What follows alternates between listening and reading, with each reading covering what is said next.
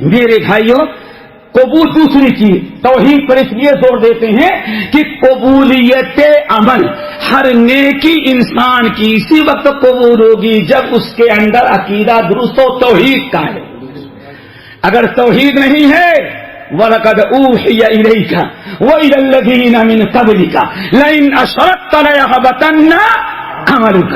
اے نبی، آپ کو بھی وارننگ دیتے ہیں، اور آپ سے پہلے بھی جتنے نبی آئے تھے ہم نے سب کو یہی وارننگ دیا تھا کہ عقیدے میں اگر شرک آ گیا تو ساری نیکیاں آپ کی برباد کر دی جائے گی. میرے بھائی، ہم اس لیے توحید پر دعوت دیتے ہیں، توحید کی دعوت دیتے ہیں، کیونکہ توحید کے بغیر کوئی عمل انسان کا قابل قبول نہیں ہے. هل اتاک حدیث غاشیہ وجوہ یومئذ خاشیہ عاملۃ ناصیہ. عمل کرتے کرتے تھک چکا ہے لیکن تصلی نارا حامیہ.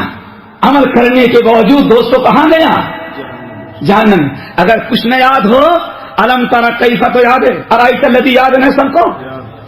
فویل للمصلین، جہنم کے نچلے گڈھے میں نمازی گئے بے ایمان. اللہ اکبر. اب تو یہی سنتے ہوں گے کہ نمازی کہاں جائیں گے؟ جنت میں. اور قرآن کیا کہہ رہا ہے؟ قد افلح المؤمنون الذین هم فی صلاتهم خاشعون. کامیاب ہو گئے مومنین.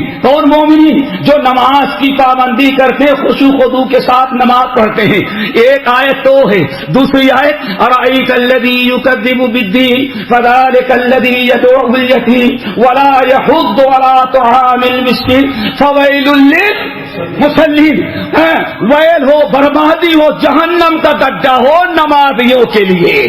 پتا چل گیا، ہر عبادت قابل قبول نہیں ہوتی، ہر نمازی نمازی نہیں بنتا، ہر روزے دار نہیں بنتا، ہر حاجی نہیں بنتا، ہر مسلمان نہیں ہوتا، ہر مومن نہیں ہوتا. شرائط ہیں. میرے بھائیو، نماز پڑھا لیکن نماز پڑھنے کے باوجود کہاں گیا وہ؟ جہنم میں. وَقَدِمْنَا إِلَى مَا عَمِلُوا مِنْ عَمَلٍ، سورۃ فرقان. وَقَدِمْنَا إِلَى مَا عَمِلُوا مِنْ عَمَلٍ فَجَعَلْنَاهُ هَبَاءً مَنْثُورًا.